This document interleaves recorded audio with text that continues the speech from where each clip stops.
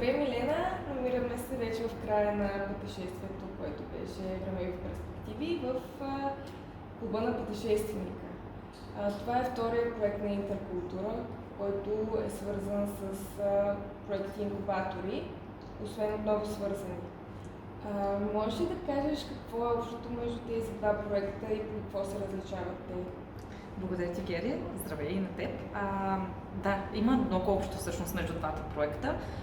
Най-общото нещо е, че всъщност в нашия втори проект Времеви перспективи използваме голяма част от знанията и опита, който натрупахме в отново свързани.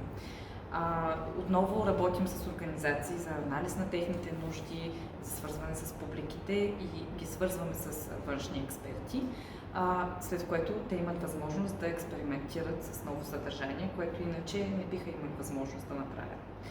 Разликите са също много обаче, докато в отново свързани работихме с 3 организации от столицата и организации, които сами създават своето културно съдържание. Това са, занимават с театрални представления, с представления за деца, с междукултурни срещи. Във втория ни проект работим с организации от различни части на страната. Имаме от Централна България, от Габрово, Дом на хумора и сатирата, имаме от Черни 8, Природонаучен музей, но имаме също и от Столична област, от Софийска област. Това са от град Елин Пелин, читалище Елин Пелин и от село Костенец, читалище Просвета. Тези организации, както вече става ясно, те са музеи и читалища. Те имат културна, но и образователна функция и също така много често търсят съдържание, което да представят на своите публики, не го създават сами. Тоест те често партнират с организации, като тези, с които работихме в първия проект. Освен това, имаше разлика и в целите на двата проекта.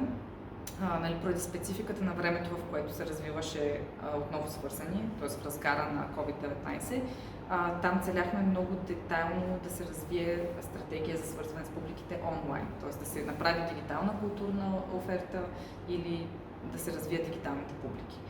В настоящия проект, във Времеви перспективи, целта ни беше повече да свържем организациите с техните местни общности и в тази връзка, да, ние развивахме дигитални умения също и тук използвахме много от наученото в отново свързани, но имаше основен фокус на това какво е важно за местната общност, какво те търсят и как ние да доближим целите на нашата организация с целите на нашата общност.